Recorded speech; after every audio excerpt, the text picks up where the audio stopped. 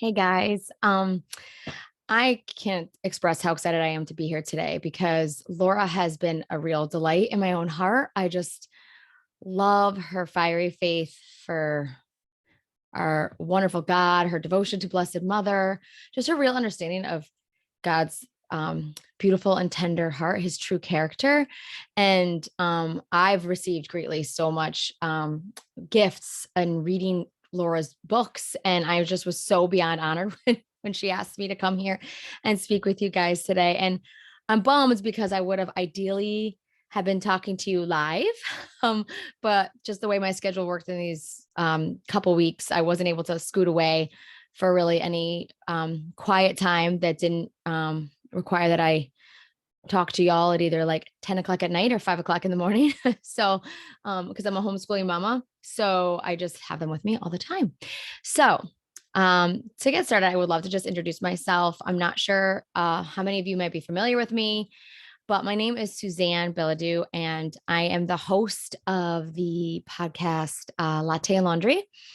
And I am a homeschooling mama of five, and I am pregnant with my sixth. So I'm very large and in charge right now and feel like I'm about to pop, even though I have a couple more months to go.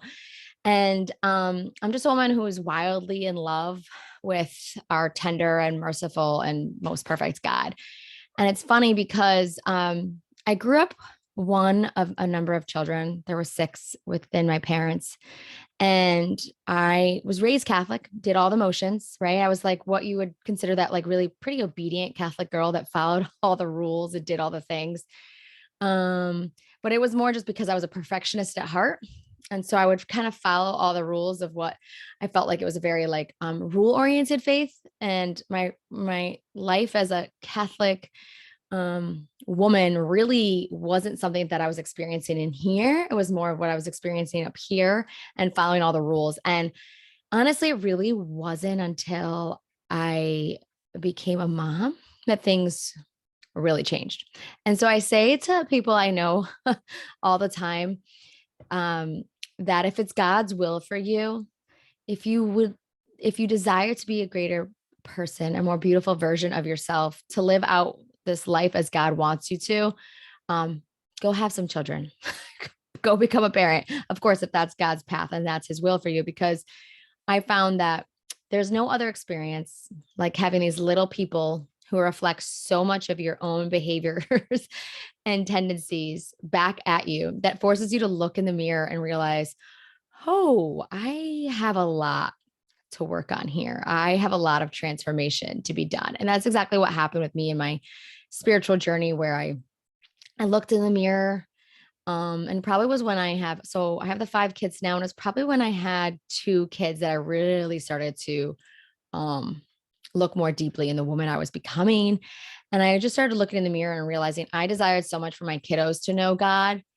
And yet I wasn't reflecting that Christ-like image for them at all. I mean, I was maybe on paper, people would say, oh no, you're being a good mom. But I just knew in the depths of my soul, there was so much greater God wanted for me within the walls of my home with my children. And so that became this like gradual transformation process where my relationship with Jesus just skyrocketed. And I just fell so much more deeply in love with him. And it became this relationship oriented faith, not just doing the motions like it had been for so many of my years growing up. And so it's funny, I would have said when I had actually started Latte and Laundry, which was like a little over a year now, when I had started it, a lot of the motivation came from this place of as a mom and a woman living in this world. I realized that there was this real struggle, this inner struggle within me that, like, I'm a mom, I'm not some cloistered nun. How do I go out and live my faith with this Christ centered stillness in the depths of my heart at all times while I'm moving about and tending to the needs of the day, the hour, the week? How do I do all the things I need to do, whether it's changing diapers, cooking the meals, organizing our finances, wiping butts, like all of the above, attending meetings, all of these things? How do I do all these things in this world, all the doing while still having this inner peace of Christ? And it's really what inspired the whole concept of latte and laundry. God put on my heart at one point, and it was just this flash of Martha and Mary. And I realized that, Christ loved both of them tremendously. And I even though we know the infamous story where he scolds, if you will, seems like he's scolding Martha for doing all the work instead of sitting at the feet of Christ. That is not, I don't believe that is at all exactly what he was trying to have us take away from this real life authentic story, but instead that it was Martha's disorderedness of her heart, which was focusing on an injustice. Mary sitting, not doing any chores, that Christ was saying, because I firmly believe that he wanted her to be out there working, and that he was delighting in her service of the sweeping and the cooking, because that needs to get done, right? Like we need to do these things that are required of us in the vocation that Christ has called us to. But also at the same time with this peace-centered heart of sitting at the feet of Christ like Mary did. And so I think there's this real calling for all of us to be able to be still at the feet of Christ like Mary, while moving about with this like gusto and this strength of Martha in this world. So that was the like whole motivation between latte and laundry, is just me wanting to journey towards that, and kind of God asked me to kind of share that journey with others. So that was a motivation towards this. And I thought as I was entering into this world of latte and laundry, to be honest, I thought I was kind of foolishly thought I was kind of at the pinnacle of my faith. And I say that not meaning like I wasn't sinless or I wasn't broken or I didn't have all these things that I had to work on, but it was more just like I loved him so much. And I thought that I trusted him and firmly like surrendered so much of my life to him that I was really shocked when in 2021, basically right after Latte and Laundry launched, that God revealed to me in so many ways that I had so much more journey to go in the spiritual life, and so much more of a walk towards greater communion with him and trusting him in all these ways. And part of how he cracked that wide open was he really revealed to me during this process of starting Latte and Laundry, he cracked wide open all these childhood wounds that I had buried deep inside myself, that I was very aware of. It wasn't like I didn't remember all these things that happened in my childhood, but he cracked wide open that I needed to take a deeper place and to look at some of these things. Things were just coming out of my soul that I just didn't even expect.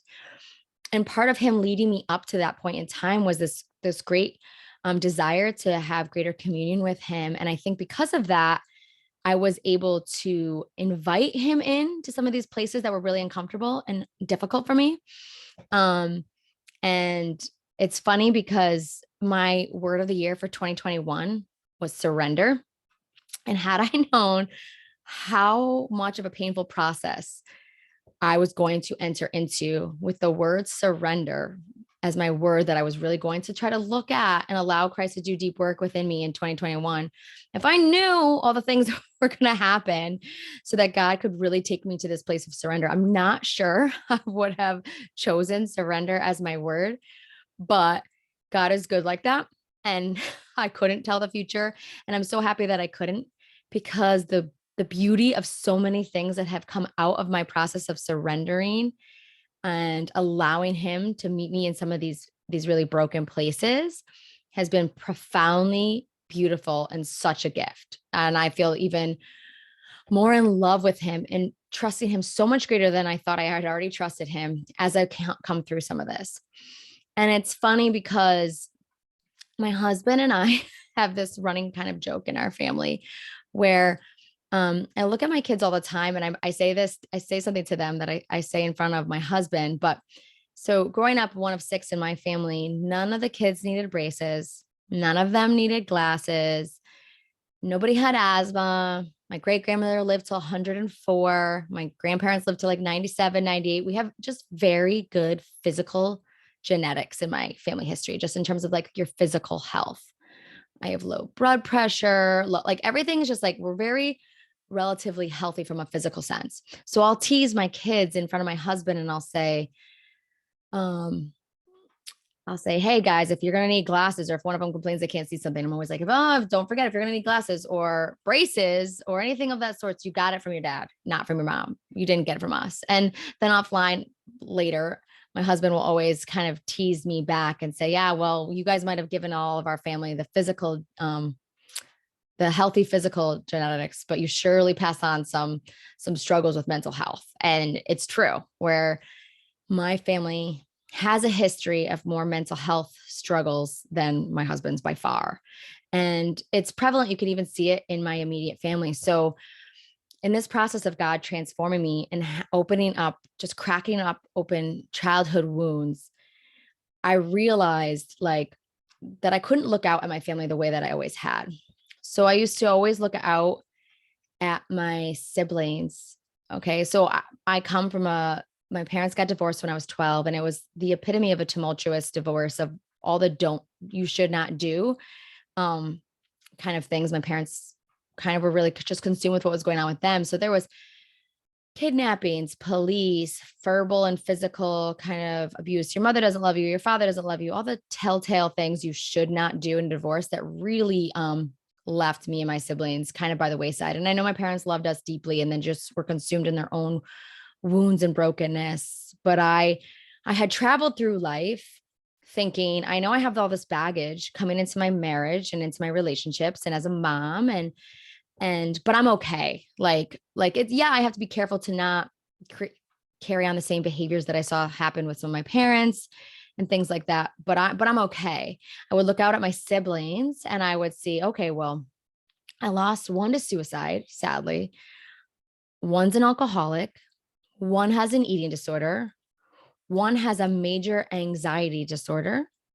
And one is manic depressive. And often she has beautiful children, but often can't face a day and spends much of her days in bed. And I for sure have struggled with my own mental health stuff. Where especially when I was younger, I went through bouts of depression and I've struggled with anxiety. I was on anxiety medication my first few years of being married to my husband. Just that I don't do well with change. And I think it was just stirring up a lot of things within my soul. And I just was very anxious. And at the time I didn't have this fiery faith. And I'm not saying that medication isn't necessary because I think God does lead us in that direction sometimes. But I realized at that time I was just kind of putting Band-Aid on a lot of the stuff that was stirring up a lot of my mental health struggles. So I haven't been on medication or felt needed to since then, but I definitely have had my share of my own mental health struggles. But when I looked out at my siblings, I'd say, but I'm good. Like, I don't need fixing. I don't need healing. And it really wasn't until it was 2021 when my word of the year was surrender that our Lord was asking me one simple question. And it's the same question that he asked the man in Bethesda who had been waiting by the healing waters for 38 years. Where we read in John chapter 5, this man was waiting just to get in the healing waters to be healed of his crippledness where he could not walk. And he just lay there. I mean, could you imagine laying there for 38 years, desiring to be healed and no one paying attention to you? And then the King of the world, Jesus Christ himself, comes up to you and asks you this simple question. It seems simple, but it's actually quite profound. And this is exactly what he was asking me in the beginning of 2021. And actually throughout 2021, as a number of things in my life unfolded, he said, do you want to be healed? And it seems like such an obvious question, especially as he asked it of this man in the crippled man. Duh, I want to be healed. Who doesn't want to be healed? But I think a lot of times we don't even realize we have healing that needs tending to. We don't even realize we've been wounded or we have wounds that are still raw and open and not being taken care of, and that we have to kind of address these. And so as Jesus asked us of the crippled man, I think it was so much more profound than simply like, do you want to walk? And I think the crippled man would be like, yeah, of course I want to walk. He's asking something greater. Do you actually want true, full, deep healing? And I think for the crippled man, that goes beyond his physical ailments, and it goes so much onto his own emotional, mental, spiritual relationship with God, like so much that Christ wanted to make happen in his life. But are you ready? And for me, I'll be honest, had my word not been surrender in 2021, I'm not sure I would have dive deep into saying, yeah, okay, I'm ready. Let's do this. Cause it was a hard and painful process. Um, but it was also really important and something that I'm so glad that I had this year of surrender. Um, because I think a lot of times had I heard this feeling of, I was really struggling, to be honest, in 2021, just because of a number of things that were happening that were stirring up things in my soul. And I think a lot of times in this world, we don't realize how much Christ wants to unite himself with us in our struggle. And he wants so deeply to be with us on our cross. He doesn't want us to do it alone. And I think we make the mistake of thinking, especially in this world, in our Western culture, where it was like, keep going, be stronger, do it all yourself. You can be independent. We get this wrong impression that we have to fix everything ourselves. And there's something really important to note too, that when Christ comes to us and asks us if we want to be healed, it's not because he thinks we need fixing. No, I think that's a very different understanding, because we don't need fixing.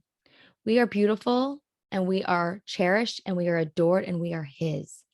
He just wants to bring us into greater communion with him and greater joy by allowing himself to be in communion with us during this process of healing and making more beauty out of some of our struggles that we have mentally and emotionally and spiritually. And so I think a lot of times in this world, when we try to do everything on our own, we often don't even realize that we end up going in the wrong direction, because we don't have the thing that is our rock that is guiding us, which is Christ himself. So I need to tell you a story about something that's really interesting about my childhood, that sometimes when I tell people this, I'm like, oh yeah, that was part of my childhood. And it seems kind of funny. But I grew up going to a mass and this like community type living thing every Sunday morning. My parents would buckle us all up in the car at like 6 o'clock in the morning. We would drive an hour and we spent our Sunday mornings at a Benedictine monastery of nuns. And it was this abbey out in Bethlehem, Connecticut. It all sounds so like Bethlehem. I mean, I'm sure many of you guys know this, maybe where Bethlehem is, but like, it's just the story of how I would spend my Sundays is very unique. And I don't think as a child, I even realized it. And I don't know how much you guys know about Saint Benedict, because these were Benedictine nuns. And actually, it's funny enough that I didn't really know that much about Saint Benedict. I mean, I knew like, some anecdotal things, but I didn't know that much about Saint Benedict until I started to go deep into the story of Saint Benedict's life. When I first started homeschooling my children a few years ago, we read these chapter books, each on a saint, and it allows us to get a more intimate picture of who these saints were. And so one of the things that I learned that was one of the very important principles of the life of Saint Benedict that he really instilled into the minds and hearts of the monks that lived within the walls of his monastery, which then transferred into many people around the world, was this Benedictine way of life, which really emphasized not only a life that's dedicated to devotion and peace and prayer, but also to very, very hard work. He thought it was very good and important for our souls, which I think is always really comforting for me and for other lay people, that was something that he felt was really, really important.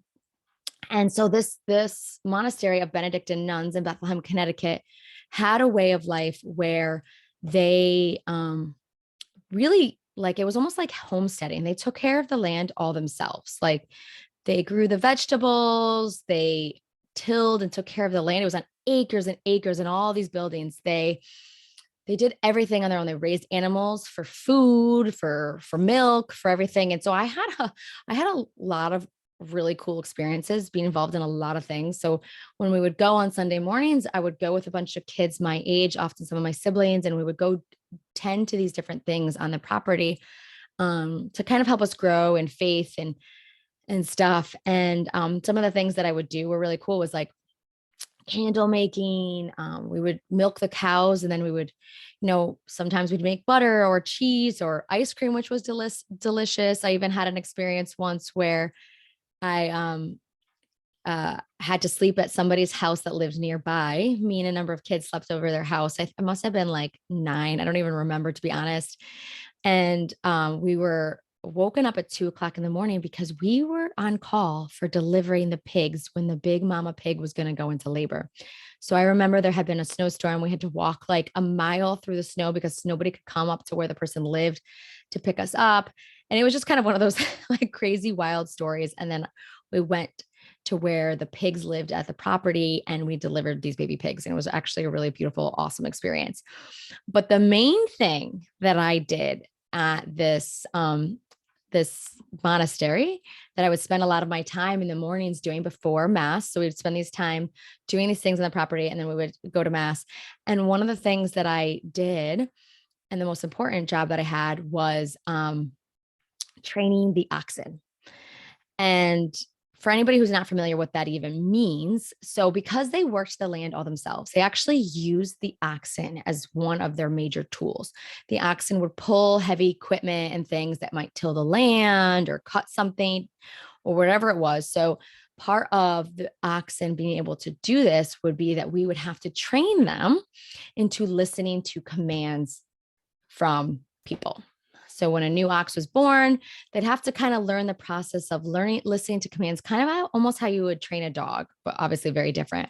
So we would go there and we would come in early. We would help clean up the barn and we would get the ox ready. And we would do something that I didn't really reflect on until recently, as God was speaking to me deeply through one of the Bible verses that I think is really profound for our heavy burdened souls, for our troubled souls that also often struggle in this world, because we all know if you know the love of God, it's very clear often that we are living on the other side of heaven, that this world is broken, this world is fallen. You might have really joy-filled days, but that this life is hard. Like no matter how hard you try, nobody, no matter how rich or poor, has this perfect golden looking life. This life is hard, that will, like Christ promised us, will be filled with trouble, but to take courage because he's conquered the world, right?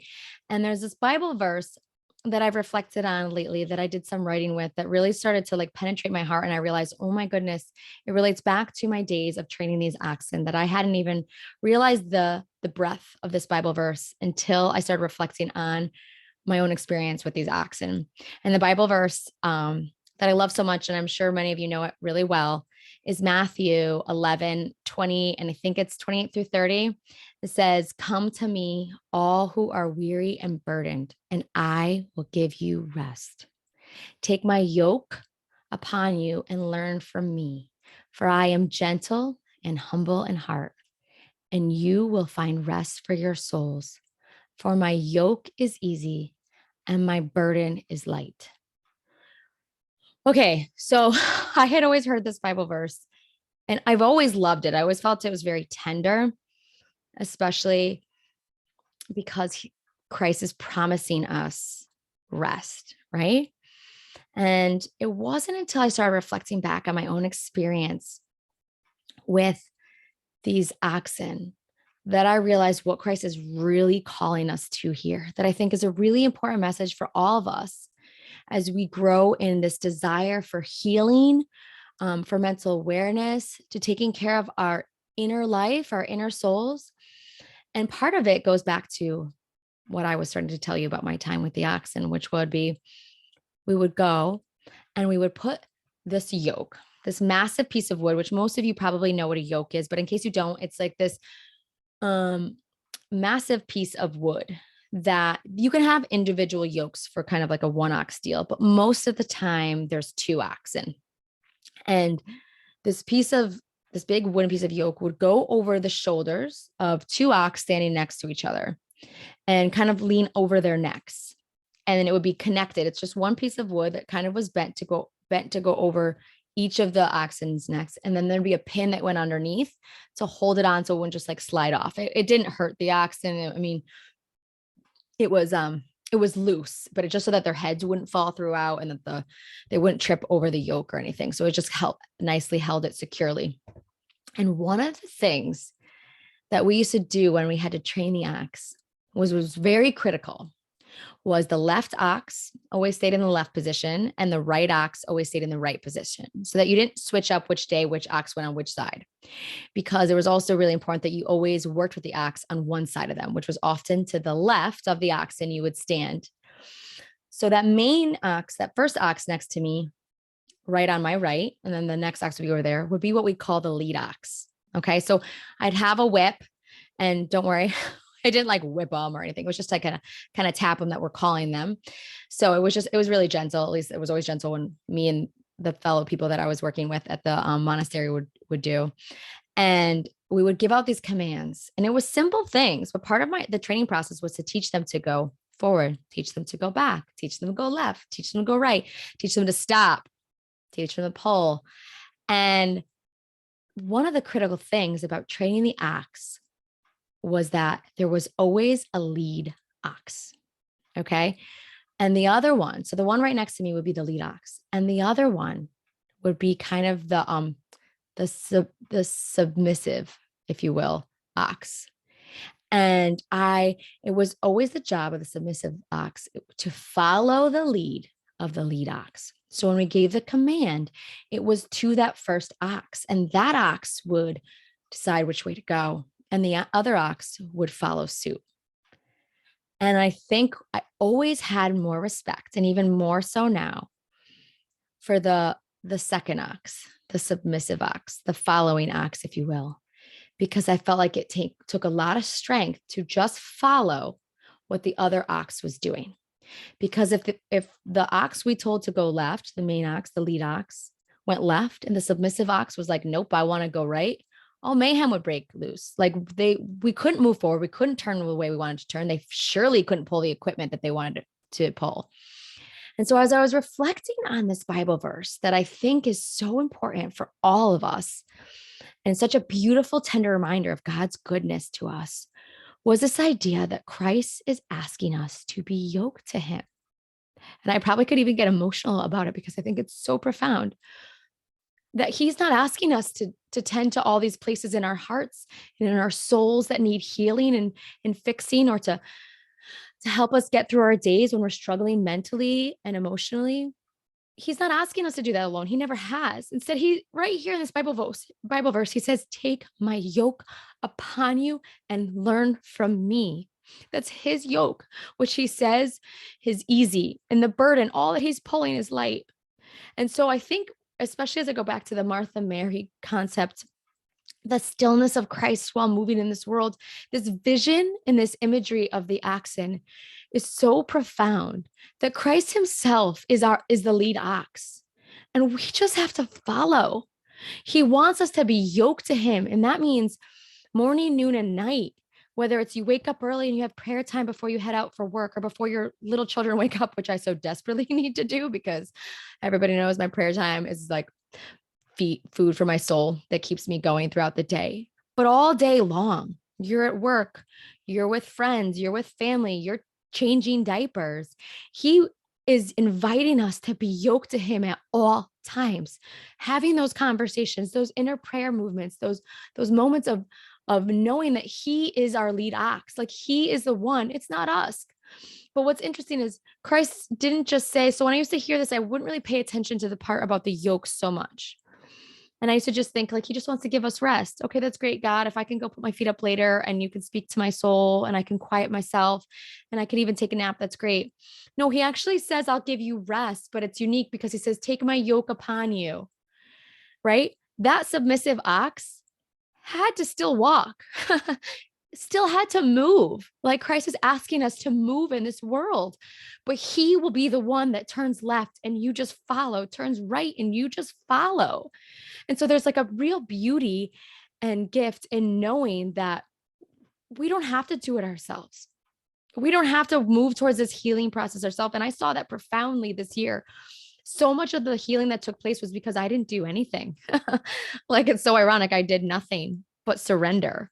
And in that surrender and allowing myself to be yoked to the King of the universe, I moved as the submissive ox I desire to be in the directions that Christ wanted me to because I was listening, because I was surrendering. And so much healing has been taking place in the depths of my soul because of it. Sorry guys, I'm like so emotional because to me it's such a beautiful image. And he says his burden is light.